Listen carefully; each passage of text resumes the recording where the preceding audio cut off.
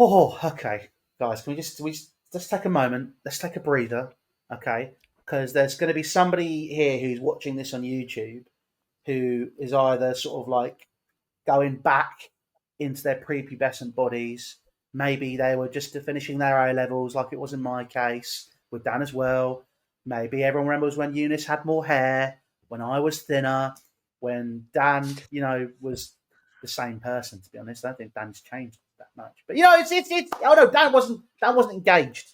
That's the other thing. Dan's getting married. So you listen, the people that are watching this, hello, welcome. It is a pleasure to have you on the Chelsea Echo podcast and obviously getting involved in what is going to be a fantastic match preview because there is a tinge, just a little tinge of nostalgia today because Dan and myself are joined by Younes. Yes, round of applause, Dan. Usual one. Let's get going. Fantastic. Hello. Great to have Younes here. This is. When's the last time the three of us actually did something? Was it 100% Chelsea? It must be. It was, I think. Yeah, I think it was. Or maybe just after. We might have done something. No, was it? Did we even do one on my old channel?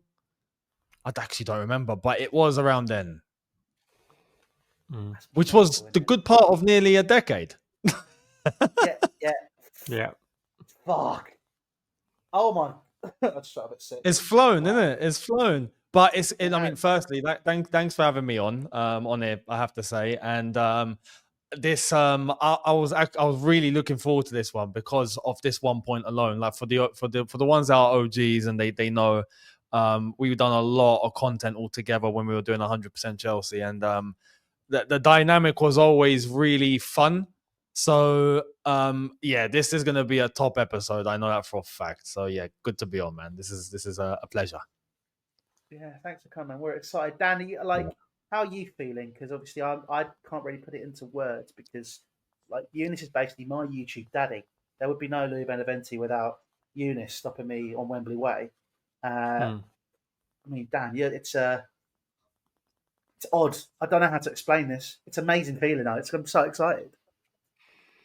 It slightly reminded me, well, because obviously mine and Younes's history goes back a little bit further because when I started on Chelsea, I contacted really the only two Chelsea YouTubers about at the time. You were third, which was Younes and Joe Nilzeka, and we did the talk. Was it the Talk Football? Was that what it was called? It was, yeah. I think it was. And then, about a year later, probably over that's when 100% Chelsea sort of came about. And then, that's obviously how we met Louis. So, it's kind of the origin story of it all, to be honest. That's kind of, it's been a long road. Almost we could call it like BC, before Clear Lake was kind of the time we started 100% Chelsea. No, it's true. You could honestly, and this is not coming from a place of like ego or anything, but the Chelsea YouTube scene, aside from Joe Nilzeka, started at Dustlot. In terms of the origins, where it all began. Forget it. So this is why this is, like I said, it's a special episode because things have transpired since then, and we've had much more people jump onto the scene, and now there's so many different Chelsea YouTubers and creators and whatnot, and it's in a space now which is unbelievable. So it's good to see. Great. Well, listen, we're hoping that more of them will be joining us throughout the season, but this is the one. Obviously, we had Alex last week, but this is the one which, no offense to Alex, Dan and I were sitting there going, who do we get on? Who do we get on? Who have we got to get on? We're both like, we've got to get Younes. Like, that's a given. But like, what do we do it for? How are we going to work this out? So no, let's go it straight in the deep end. Manchester United. I am nervous about the game, to say the least, but I'm excited we're here. So let's jump straight into it. We can, I think, look at the big problems that Chelsea are facing. And I think the biggest one to look at straight away is the curse. Because there seems to be one. Whenever we play Manchester United, even when they're losing to Grimsby, I am still terrified of playing them. Younes, where's your head at with this game? I want to say that I'm not trying to let this curse get in the way. But it's a reality, isn't it? We ain't won there since 2013. I mean, Yeah, that's Mata scored a free ridiculous. kick, didn't he? That's illegal. That is actually illegal. When you say it, it just doesn't feel real, But this is the best and realistic opportunity that we have to just finally break that. And to be fair, unlike previous seasons, there's no excuse now.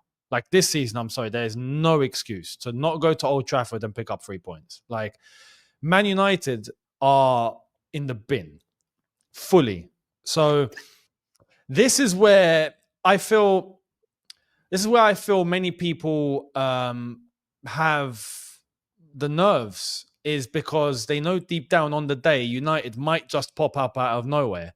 And then if we don't actually play decent enough, we might not get 3 points. Then that would look horrible for us. It's a possibility, but there realistically shouldn't be an excuse. We are better than them in every department. Even as a club, as an institution, as a group of players, as a dynamic, we are in a place where we're actually looking to move forward. United have so many problems behind the scenes, in the team, out the team, everywhere, that it would just be shocking if we didn't go there and pick up 3 points. So I'm nervous to an extent where I'm scared of the possibility of what might go wrong, but I'm also really confident because surely we go there and win. Surely. So we'll see. It's see, I'm in a similar frame of mind, but it's also too much of a mental roller coaster for me to do that, because I'm sitting there going, well, we've had this problem, but they're really crap, so we can do this better. This might happen, then this is what, and it's like that, and I'm like, I just want it to be over. It's kind of where I'm at right now. I just want Saturday to have been and gone, and then we're sort of going, okay, where are we at? That's the situation I'm feeling. I mean, Dan raised the point before you came on. We were talking about the Champions League games, and obviously Marcus Rashford turned it on for Barcelona. And then you look at other players that have left and gone to other places. I mean, look, last season Scott McTominay became one of the best midfielders in Europe. Højlund scored in his Napoli debut. There's just something at that club which it just seems to just fall apart. Look at Rashford. Yeah. The goals he scored against Newcastle just last night. I mean, that tells you everything. It's nuts, isn't it? It's nuts. Because the culture there right now is it's been decimated. Yeah. And I want to say that they are in the position that Liverpool were in like those Roy Hodgson years, but I don't even think Liverpool fans had this level of toxicity and expectation. Yeah, they did. It's like it's a really tough situation to be in. I mean, Dan, if you were in Man United right now, or you were at Carrington, what do you think it feels like over there? It probably is very similar. I mean, you can't help but feel there's a familiarity with this kind of vibe around Man United now for a long period of time. It's not anything new. The melodrama, the crisis, the feeling of impending implosion. Like, why aren't we doing things better? A flurry of ex-players on the media talking about how great things used to be. I mean, this kind of has been United for such a long period of time now that it's kind of, Man United have underperformed. I mean, that kind of, the sky is blue, the grass is green. I mean, that's basically what we've been dealing with for a long period of time. I mean, you talk about the last time Chelsea beat Man United, that was when they had just literally lifted their last Premier League title, would capture the Premier League title. So we're talking about a completely different era of Man United entirely. And I think that's the problem, and the puzzling thing about this curse is that in the period Chelsea 12 years, we've been unable to go to Old Trafford and win. Really good Chelsea teams have gone up there. Jose Mourinho's 14-15 team went up there, and they got the closest because it was the late Van Persie equaliser. So that's the closest we came to winning. Conte's 16-17 team went up there and failed to beat Mourinho's Man United.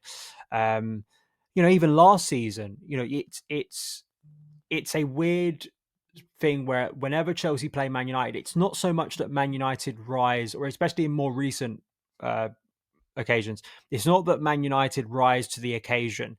It's that we lower our level to such an extent that it becomes a contest and it becomes a 50-50 game. I found it very interesting, Maresca post the game in May at the Bridge where we won. Because again, we're coming up against a team in 16th. This team haven't won in weeks. Why is it a close contest? Why is it tense? Why are we waiting for Motka Correa in like the 70th minute to bail us out and a Reece James wonder assist? Surely we should be putting this team to the sword.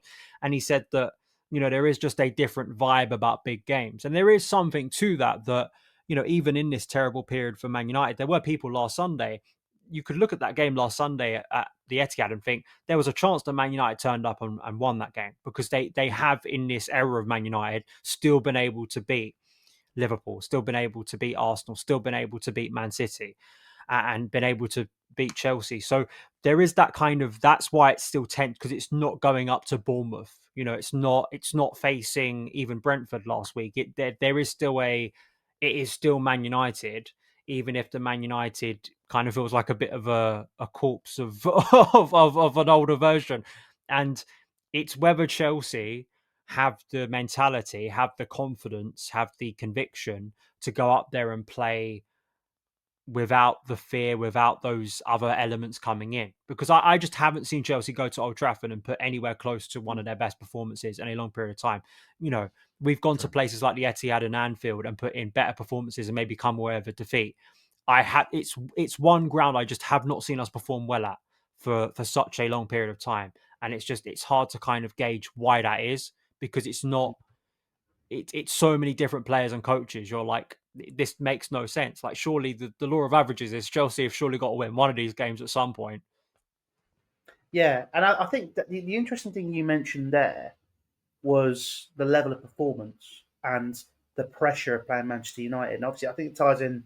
We'll talk about the Bayern Munich game very briefly, but I think it really sort of ties in here. I mean, you looked at that Chelsea side at the Allianz a couple of days ago, right?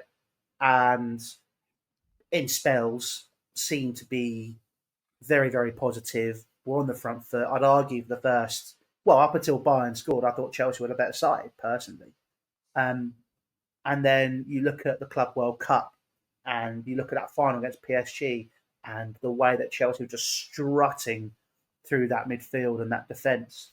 And then you look at Roclaw, Chelsea 1-0 down. I think everyone was looking at that, rolling their eyes, going, oh, here we go. It's going to happen again. Chelsea go 1-0 down. Mentally, they're going to crumble. And then, lo and behold, we go and absolutely batter them in the second half, right? For you, Younes, I mean, do you look at this Chelsea side, and even with everything Dan's saying in terms of the curse, with United being so bad, like so bad, do you think that Chelsea can go there and they should have a certain sense of confidence given how they performed over the past 6 months, especially? 100%. And I say that because, look, it's a mental game. And it's not down to anyone else. It's down to us to just win that mental game. We need to go into this not looking at Manchester United, the name, Old Trafford, the stadium, because there's a lot of history and heritage there. No matter how bad United are, you walk in, you feel this is Old Trafford, the Man United. But that's based on what United were, right? And that shouldn't be the case for this fixture or even like this season at the moment. You should take them at face value for what they are right now. And you should be looking at it from a perspective. This is why I say it's a psychological game. You go into this stadium, not looking at it as Old Trafford, but look at it as this is just a stadium and we're beating this team that are out of form and we're going to go there and get the job done. End of story. That's it. And if everyone is in that mindset fully and they really deep down believe it, I think that stops a mental barrier from coming in. Because I think with this Man United team, just like Man City proved, the Man City have their own problems. Man City are not perfect, right? They haven't looked good up until this point. But this was a case, and to be fair, they were at home, so that kind of helps. But this was a case of you get the first goal early, you kill Man United. Like, that's it. Mentally, they're destroyed.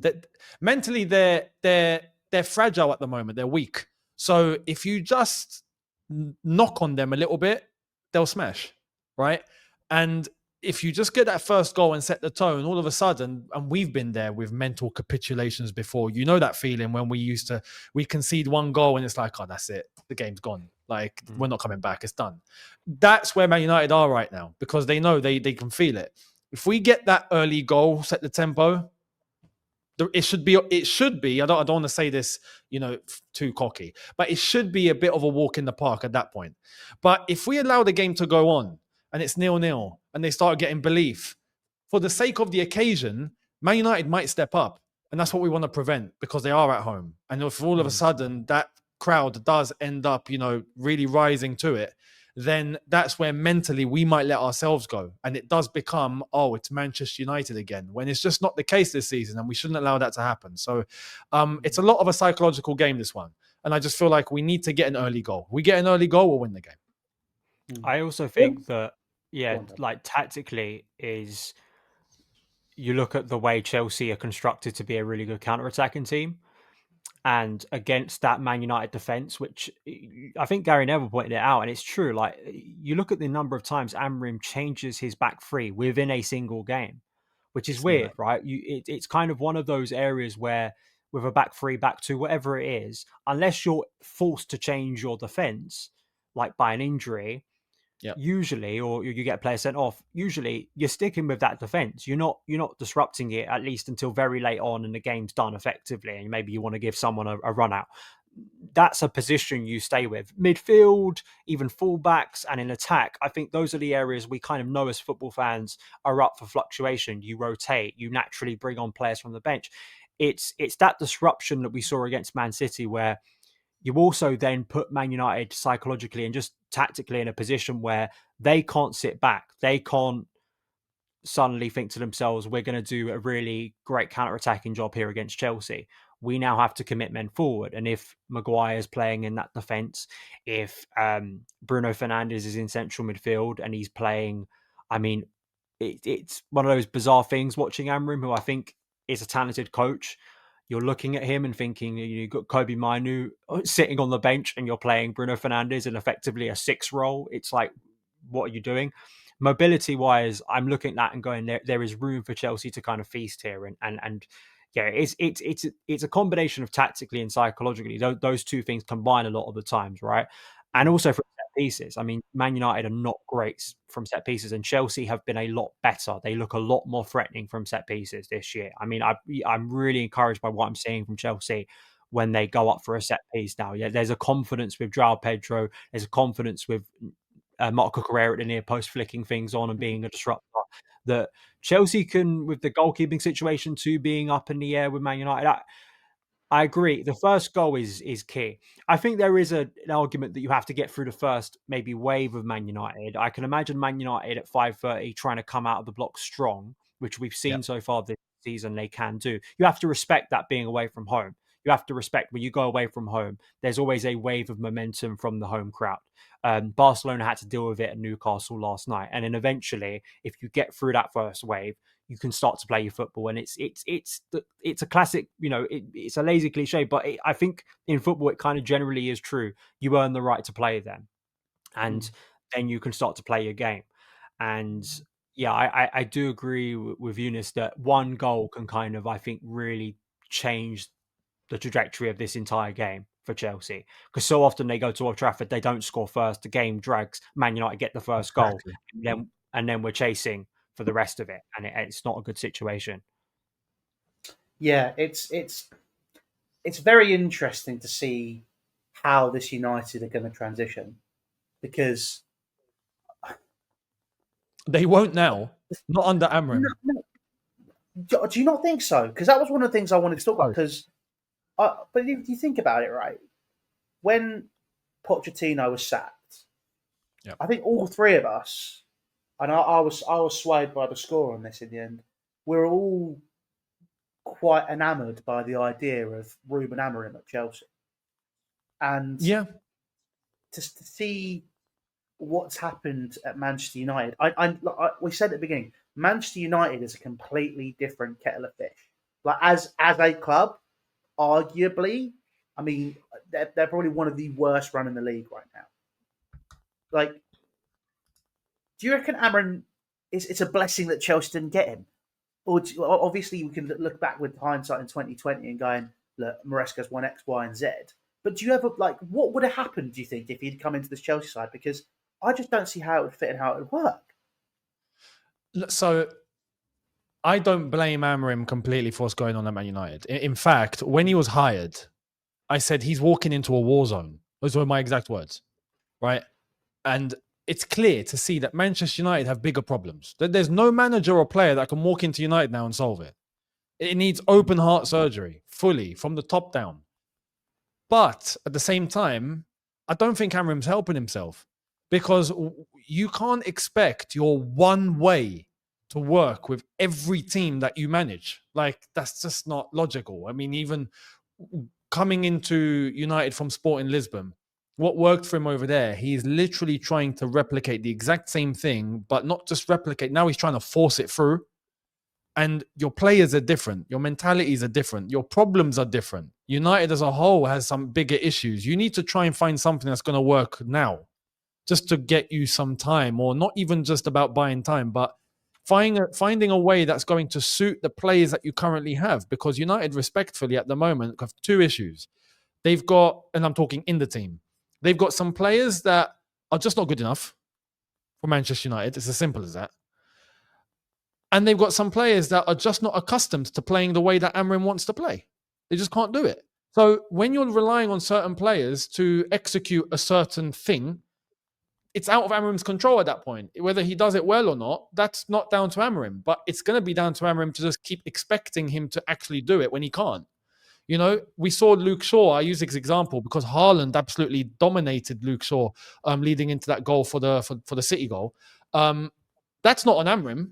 Realistically, that's on Luke Shaw and his incapability. But his expectation of him to be able to carry out that role in that position against Erling Haaland is ridiculous. So he's trying to force his blueprint on a team that cannot execute it. And he's not willing to change. And that's where I blame Amorim. At that point, I turn to Amorim and go, you're not trying to find a solution here. You're trying to force your way through with a way that isn't going to get you anywhere just because you've seen it work at Sporting and you think you're going to have the time. He will be the first one sacrificed. But at the end of the day, is he that bothered? Because when you go into Manchester United and you see how much of a mess it is, he's probably thinking, you know what, if I get sacked and I get paid, it's not the end of the world. So it's a collective amount of issues at Man United. And this is why I don't expect Amorim to survive. I think we're lucky to be playing him now because he's still in a job. Normally, we play United, they got a manager bounce, haven't they? We've seen this not too long ago, and we didn't want that. So we get to go to Old Trafford, play, and then word on the street is that international break that's coming up in October, he'll probably get the job. So we'll wait and see. Yeah.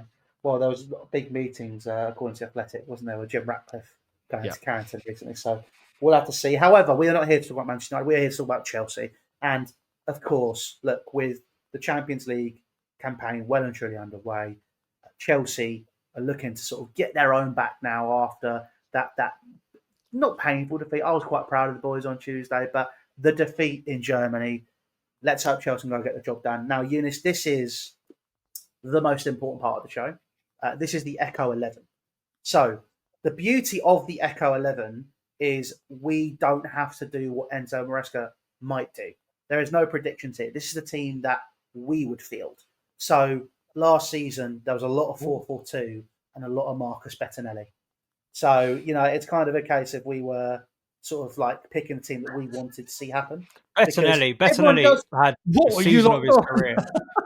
But Bettinelli had the season of his career. Like he was playing every week. He was like really upgrading his whole career trajectory.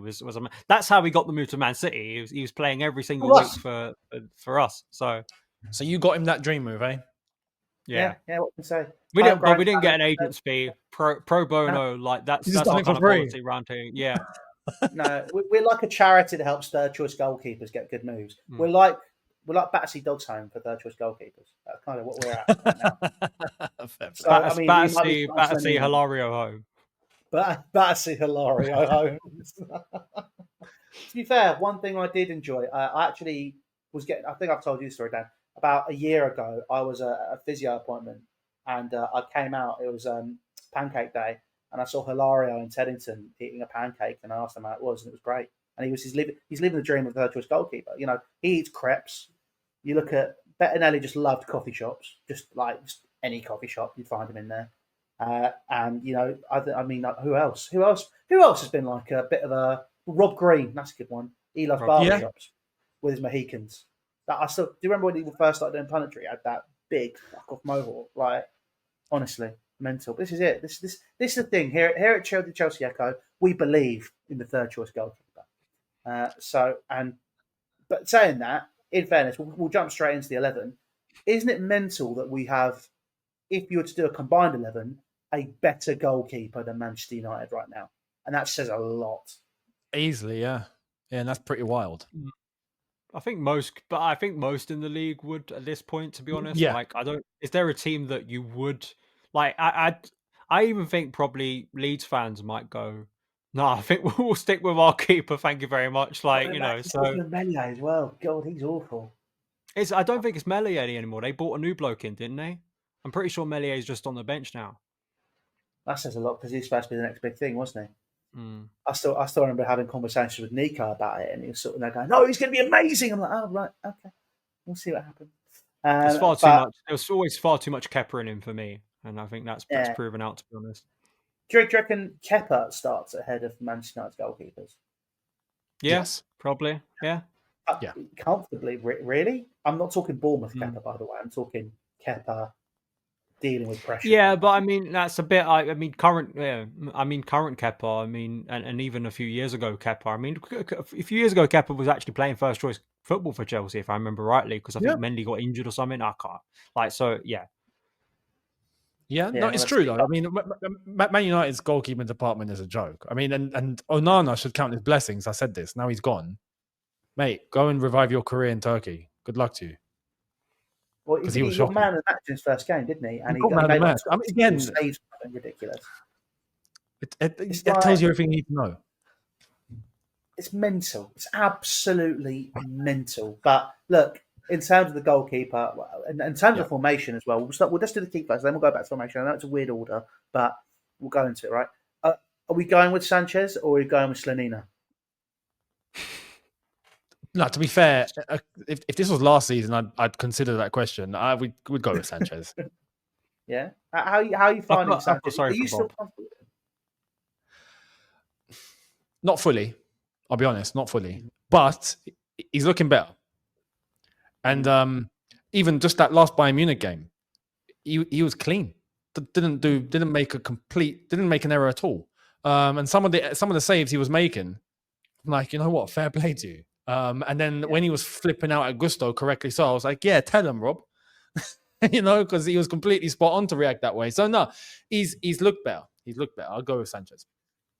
Is it still a position you think Chelsea should be considering in January, or is it something where it's probably a season of Robert Sanchez is something which we're just going to have to consider, and then obviously it'll be different in the situation in the summer? I think for us, like, whether I say us, but us as fans, right? We can have this little thing of, you know what, it'd be nice to have a goalkeeper, because deep down it would. But we just know Chelsea are not going to go and get a goalkeeper. And I fully believe this because Mike Penders is right there. And I think they got their eye on him to walk in next season. So I don't feel like there's even a chance Chelsea were actually going for someone. Unless, again, we know what we're like with opportunities. The opportunity in January, if a contract isn't signed, is in fact Mike Maignan coming for free. Now, I think Chelsea could actually pounce at that because you might as well. It doesn't cost anything. So that could be it. But apart from that, no, I think they've got an eye on Penders. Be interesting to see. I think, Mike Maignan will be a nice addition. We've been through it so many times, as has everybody. But we're going to go with old Roberto in goal. Do you reckon he's going to be bald, or do you reckon he's going to have his hair slightly grown back still? So I'm not sure about the in-between stage. It wasn't at Bayern Munich. That was interesting. Like, it's like I either go full-on slaphead or just cling on to the little bit you've got at the front, Rob. That's my advice anyway. Because going for like the two buzz, just it doesn't look right on your head. Full on slap. Full on. Yeah, exactly. Full on slap. I'll go jump in with a slap head. Are you going to grow your hair out again anytime soon, Younes? Nah, I doubt it. I don't think I got the facilities for that, big man. Not anymore. There was a time and a place. You're closer to Turkey now, so you know. I am. Yeah, it's not too change far your mind. now. You know, I could. Yes. I actually could. But no, I don't know. It's the border, isn't it? Yeah, pretty much. Pretty much. I think that the long hair died with before. Remember BC? That was a BC thing. That was a BC AC. thing. That wasn't an AC thing. Oh, mate, AC. But yeah, anyway, we'll move swiftly on into team. Are we playing a 4 at the back, or should we mirror Amorim? Should we go for the 3? Dan knows I love a 3 at the back.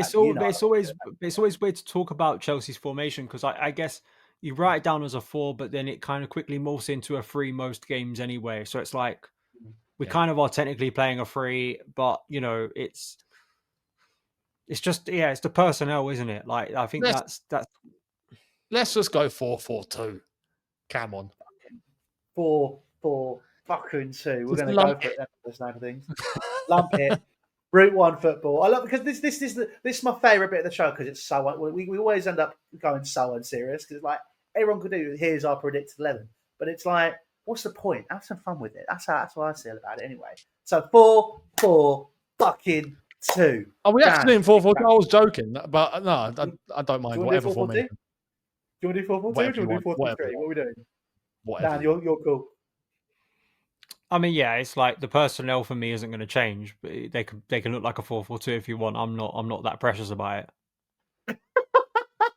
The Echo 11, 4-4 fucking 2 with the same personnel with players playing out of position. This is what we do. Anyway, let's get into it then. So we've got Bob in goal, back 4. I mean, does it pick itself? Is it the same team that faced up to Bayern Munich, or do you think there's going to be rotation in this side, Younes?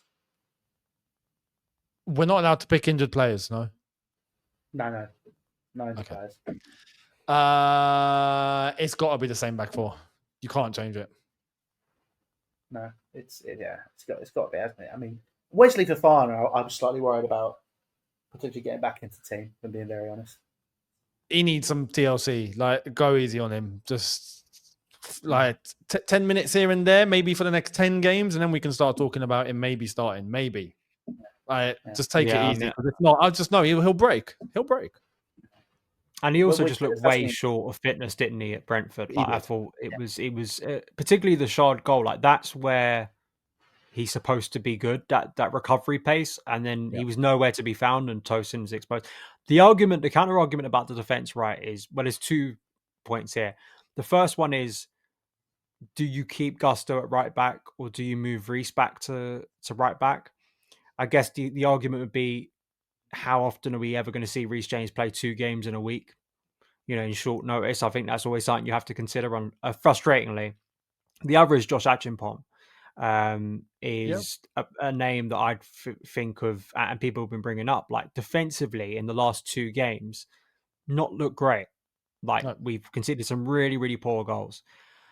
And I don't think Josh did anything wrong when he played against Palace. I mean, he kept a clean sheet. And for me, if there's going to be any change in our centre backs, it's going to be him for me, front of the queue to come in. And I'd probably take out Tosin. But I know this is, if it was my level, I think I'd like to see Josh given a start here. Interesting. I would. I think it's more likely that he doesn't start, sticks with the same players, and Josh plays in midweek against Lincoln. That's just like is a given, right? He'll play the League Cup game. But I think that there should be room for competition because the defense hasn't been playing well in recent games. But do you also think that there's competition? I get what you're saying about when Josh Richmond played against Palace, he didn't put a foot wrong really. I just feel this is a key situation as to why at the back end of the transfer window we were all saying Chelsea should maybe look at the market and go and get a centre back because this was bound to happen. You look at the quality of centre backs that we've got. Look, Trev, I think, is an excellent player, statistically one of the best centre backs in the league right now. Tosin, I think, is good. But then I think if you put them together, is that a top 4, like top 4 challenging centre back pairing? I think it's a top 4. I think it's a top 4. It's proven that it's a top 4 challenging centre back pairing. The question is it a title winning centre back pairing? That's the difference. Sure. That's the distinction. It's undeniably a back two that can keep us in the Champions League in the top 4 or top 5. I don't think you can't question that, because factually we saw it a couple months ago that defense got us over the line. But yeah, I think that would be the bigger question in the long term: is it good enough to propel Chelsea beyond where they currently are? Well, we'll have to see, but it sounds like that's our centre half pairing for this game. Left back's picked itself. Sparky, he goes in. I think So are we going with Josh? Well, I thought we were going with Tosin. I mean, this is the Chelsea Echo 11, so we can if we want, throw it in. I don't mind. Okay, fine. Who we take? We're taking out Tosin then. We're going Trevor and Josh. Yeah, as a centre half pairing. Yeah. Cool. Trevor and Josh centre half pairing. That is Dan's wet dream. Fantastic. Left back we got Sparky. Right back we're going with Reece. We're going with Gusto. It's the Echo 11, so go with Reece. Right, Reece goes in at right back. Right, now it gets interesting. If we're playing a 4-4-2, we need to figure out how this team's going to look. Or are we going to bottle it and go for 4-3-3? I don't like this silence. Someone make a decision, please. Well, I think the more interesting thing is that I would bench Enzo Fernandez. Oh. Right. Okay, this was a whole thing during the call-in show after the game. Everybody, there was like 2 or 3 guys who were calling in saying that Enzo Fernandez is just not improving, not being that important, and that Bayern Munich was the culmination of that. I thought he played quite well, personally. He ran his socks off. There's no denying that. He was there was a really good moment actually in both halves defensively where he's tracking his runners, he's going back, I think he went up against Harry Kane and won a 50-50, and I am someone who was very harsh about Enzo this time last year. I just didn't see it. I did not see a player improving. Then he drastically improved. In our preview, I said I think he could win Player of the Year this season. So I'm not saying this from a position of I've not seen anything from Enzo Fernandez. I'm very much on the opposite side. However, Andre Santos, for me, I look at him and think I'm excited by what I see from him, and I'm intrigued by him becoming a big part of Chelsea's midfield. And the problem is, if you're going to play Andre Santos, if he's going to start, who does he go in for?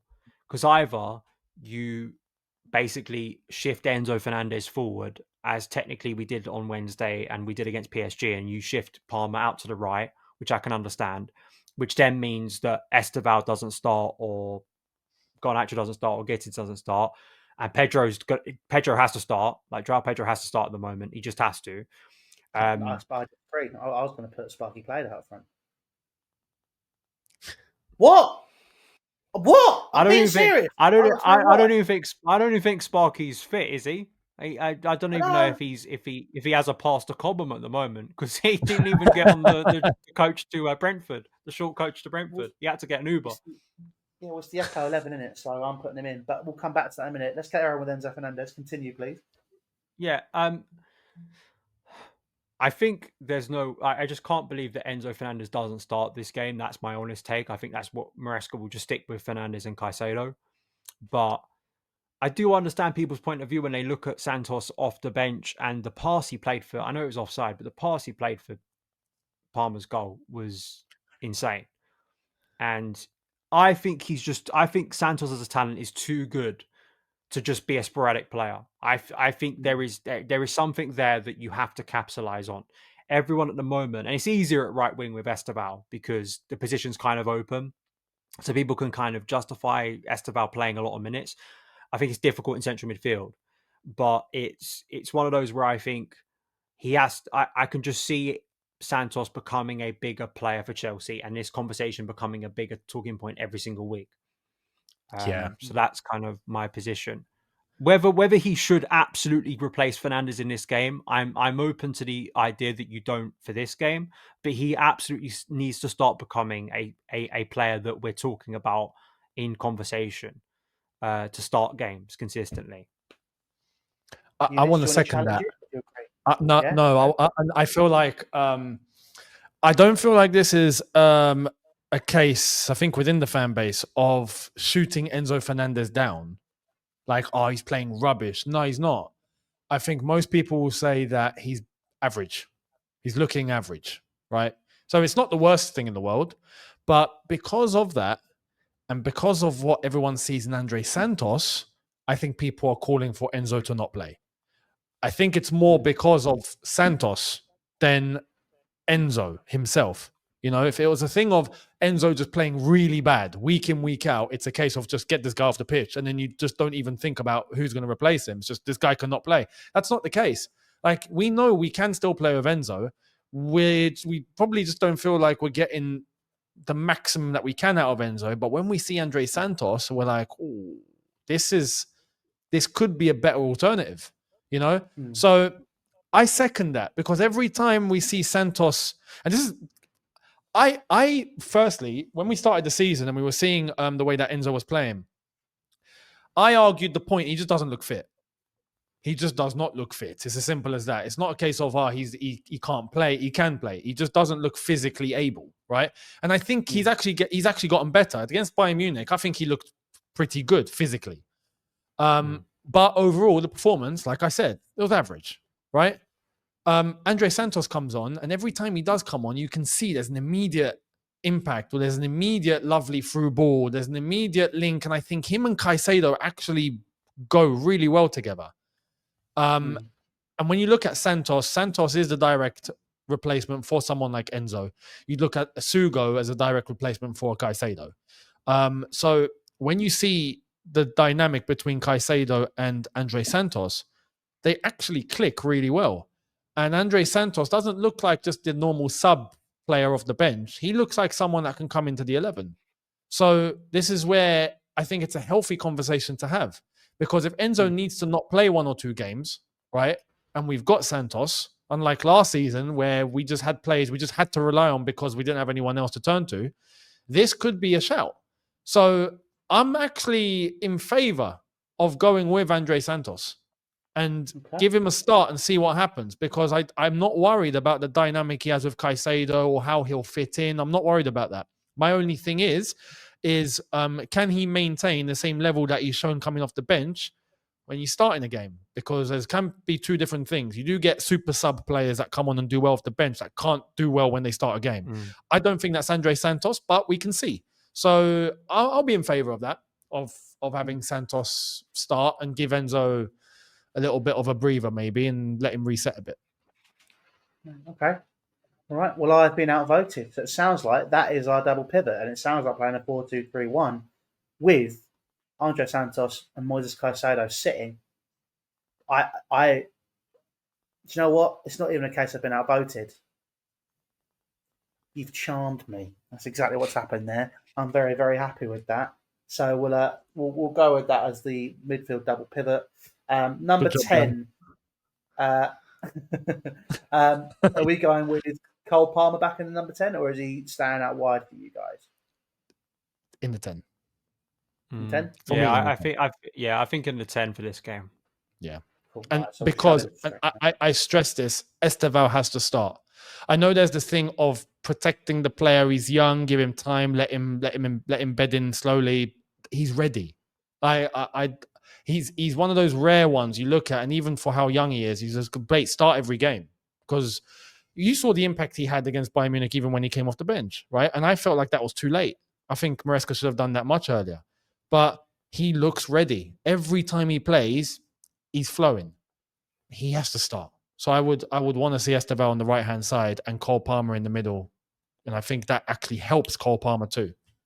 And it's also the first time we'd see, I know they were on the pitch together for Bayern, but, you know, Esteval, Palmer was, well, Esteval replaced Palmer for West Ham. Then obviously Palmer didn't play Fulham. Then Esteval wasn't there for Brentford. And Esteval didn't start on Wednesday. This will be the first time since the Milan or Leverkusen game where we're going to see these 2 players potentially start together. And I think there's a real excitement there. And I also just think, again, tactically, you look at Man United, it's that gap, it's that pocket of space between the double 6 for Amorim and their back 3. And it's that kind of area where I feel like Chelsea could really profit. And you look at how both Esteval and Palmer could fluidly interchange as they were in that Leverkusen game. Like Esteval's no problem cutting in and being a right attacking midfielder, a number 8, a number 10. They can swap, they can be fluid. And Pedro is the same, right? Joao Pedro is the same. Like he is happy to drift deeper if he needs to. Like he can play that centre forward role if he needs to and be a physical presence. So I feel like, again, it's a case where Neto didn't impress me. Gittins really didn't impress me in the first half of the Brentford game.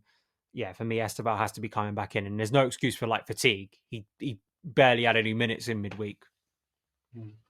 Okay. Well, I was going to argue for João Pedro in the 10 and Palmer out wide, but I am excited by the prospect of Palmer and Esteval playing together. I think that's something which I really do want to see, and I'd like to see it from the start of the game. And there's no better excuse than this game against Manchester United. So we'll stick with that then, which means obviously João Pedro got up front. But I think the most interesting conversation for this game comes on Chelsea's left-hand side. Now, you said that Neto wasn't particularly impressive to you, Dan. And this obviously does open the door in a rather poetic and EastEnders-esque opportunity for Alejandro Garnacho to come in on the left-hand side. Is that what you're going to push for, Mr. Daniel Child, by any chance? There's kind of the logical, sensible part of my brain, and then there's the other side that just loves the narrative and just loves the vibes of it all, and just can see the dream of Garnacho celebrating in front of the Stretford end and having absolutely no shame about it at all. I mean, we've only got cameos of Garnacho so far, and so me and Louis debated the Garnacho signing, and he was very anti it. I was swayed by it, mainly by the stats of Garnacho. That's what swayed me mainly. Like I looked at the numbers around him and I thought, yeah, absolutely, full signed up on this one. Like I just thought the numbers are too good to ignore. Like they for a team as bad as Man United, these numbers, you can't just ignore them. But there was a part of me that looked at Garnacho as more of kind of like a finisher in games, someone who could be really good off the bench later in games. However, I mean, Gittins didn't take his chance. I thought Neto, I think Maresca will probably start Neto because I think he just likes Neto. I think he likes his work rate. We spoke about this before we started recording, me and Louis. Like, I just think he relies on his work rate and thinks he's someone he can rely on. And this is the level of output I'm going to get from him. He probably doesn't trust that from Garnacho yet in a big game. But I do think Garnacho has looked direct. He's looked adventurous with the ball. And right at the start of this pod, we talked about why Chelsea have failed at Old Trafford a number of times. And, you do get the feeling when we go up to Old Trafford, players kind of get in their shells and they're not adventurous. They're not trying things on the ball. They're not alive. And I think there is absolutely going to be that part of Garnacho that's firing. That's like, he wants to prove people wrong. He is going to be angry inside. And it's about capitalizing on that the best you can. So, yeah, I do just narratively think, Garnacho starting against Man United, it could be a terrible idea. He maybe doesn't show up at all. And then you have to think of bringing Neto on. But yeah, and maybe you are losing something work-wise going back the other way, which is what I think Maresca may be concerned about. It's true. I think this whole left-hand side scenario, as you said, is poetic. I agree with the sentiment that Maresca will start Pedro Neto. And I think correctly so, right? I wouldn't... The one thing, and I think this is a lot more common now than it used to be back in the day, perhaps, and I'm glad that we get to have this conversation because we were there back in the day, so it's all good. With every time a player has a bad game, it doesn't mean they don't need to play the next one, right? And I feel like a lot of people jump into that. He played poor. That's it. Drop him. That's not how football works. Like there are going to be bad games from some players from time to time, but you need the continuity. You need to have a lineup as stable as possible. Pedro Neto is a top player. We know this, right? Didn't have a disaster against Bayern Munich, but no, it wasn't fantastic either. But that doesn't mean he doesn't play. Now we go to the point of Garnacho. One thing I want to say, Gittins for me is raw, I say this all the time. It's just too raw. That he's going to need time. He's not going to be someone starting games or anything. He's going to need time, and then we'll see where it goes. I'm actually, to be honest, deep down, I'm questioning whether this was a good investment in the first place. But I agree. with Garnacho, just in terms of the style of the winger, I feel like that. Well, that's one of the two things that I'm kind of, I don't want to say sold on, but makes me go, you know what, give him a chance. There's that. There's the second thing. He's come from Man United, and we've just gone over like earlier on in this pod of how many players leave United and actually do well. I don't think Garnacho is an exception here. I think he'll look better at Chelsea than he did at United. And it's just because of that one point alone. If players are used correctly or they're given the right environment, they will thrive. I think with this weekend, United, I wouldn't start Garnacho. Right? I think that's too much too soon, even for him. I would want the game to settle. I would want things to be swinging in our favour, make things a little bit comfortable, and then bring on Garnacho to just put the final nail in the coffin. That's what I'd be looking to do. And if, I'm just saying this now, if Garnacho were to come off the bench and score,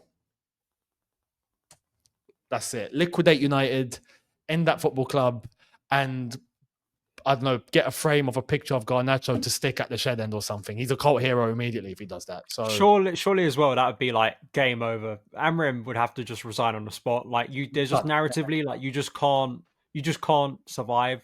Given this is the player you excommunicated and made clear you didn't want anymore, and then literally weeks later he comes back and buries you. I agree. I think I agree, Younes. I think that will be the plan by Maresca. I think that's how he judges big games. And I think he will want players that, if you've got the flair of Esteval on one side, I think he'll want the willing work rate of Neto on the other. And Neto as well, to be fair to him, I thought had some brilliant moments against Brentford. So it's absolutely right that just because one player has a slight off day, you don't suddenly throw them out. I just think it's a question mark of the circumstance, the environment, and the fact that Garnacho has looked a little bit promising off the bench. But I think if he doesn't start this game, he'll Lincoln again just feels like a perfect opportunity to start to give some of these players who haven't started games so far this season a chance to go from the off. And Lincoln is a game I expect Garnacho to star in. Like he's got to take that game and make it his own, really. Like with any fringe player, right? Like you're coming up against lower league opposition. You got to take those opportunities when you get it if you want to try and vie for a starting place in the Premier League. Absolutely, I agree. I can't believe I just had my own argument used against me though after all my negative Garnacho propaganda. Just have someone go, yeah, but players leave and do well, and I've just gone, yeah, he's right. It's a nightmare. I think what would really make it for me is if he does come on, he scores. But when he did the Ronaldo celebration at Old Trafford, he just sat on the thing. If he did that again, I'd be like, yeah, I like you. Fair play. I'm waiting for it. I'm waiting for it. If that happens, I swear it's kicking off. If Garnacho scores at Old Trafford, first time back, and gets like the winning goal, let's say, and celebrates like that, you can't write it. You can't write it. He would struggle to leave Manchester, or he would never be able to come back at least. No, we would get him out. We'd get him out of Manchester. Well, what are you talking about? Most of their fans have to come back to London as well. Yes, superb. Love that. Thank you. I'm here all week. Thank you very much. I'll see you next week. Yeah. Okay. Cool. It'd be safer to keep him in Manchester at this rate. Yeah, you've got a point. Yeah, all the all the City fans will like him. Will embrace him. Yeah. Cool. All right then. Well, let's go through the 11 because I think we all set up that João Pedro's going up front. Unfortunately, not Sparky play though. But so we'll go through it. Robert Sanchez in goal. Cucurella left back. Tosin and Achimpong. Not Tosin. Sorry, Trevor and Josh is our centre halves. Reece at right back, Andre Santos, Caicedo as a double pivot, Cole in the 10, Esteval on the right, Neto on the left, even though Garnacho did all come into our thinking, and João Pedro up front. That's not a bad side, boys. I'm excited for it. It's going to be a very, very good one. But we're going to wrap it there. This has been the Chelsea Echo podcast. If you're watching on YouTube and you come across from Younes' channel, hello, hi, thank you for coming. Please stick around. There is more stuff like this coming every single week with Dan and myself doing a pod every Friday. Please drop a sub down below, hit the notification bell, all that good stuff. If you're listening on all good podcast platforms, make sure you give us a 5-star review. We've been consistent for a while now, okay? So I know that was always a question with me. Can we be consistent? We've done this pod, this third season, which kept it quiet for the first two because we want to get it ticking. And after the game, if you want to come and join our call-in show, head across to X, Chelsea Echo, and The Score and Rambles do a call-in show after every single game. But, Younes, it's been a pleasure. Thank you very much for coming on. It has been a long time coming. And obviously, for the people that might not know who you are, I know everyone will know who you are, but just for the sake of argument and housekeeping, is there anything you'd like to plug down below? No, there's only, obviously, like you said, Younes Talks Football is where my normal videos are, and content. Looking into this Man United game, in fact, where there will be 2 videos, at least for today. One with all of us discussing things of Chelsea coming forward and beyond. And for the preview to Man United Chelsea as well. And then the review straight after the game too, and onwards with all the latest. So you'll catch me there. And the watch longs on the shootout, which is new with myself and Benson. So you'll be able to find all the lives over there and our reaction. Great. So much appreciated. But it's been a pleasure. I do want to stress that it's been a pleasure. So this has been, as you said, a long time coming. And there's definitely going to be more in the pipeline for sure. So thanks for having me on. Mate, thank you for coming on. And guys, thank you for joining us for your preview of Manchester United away. We will see you for the next one.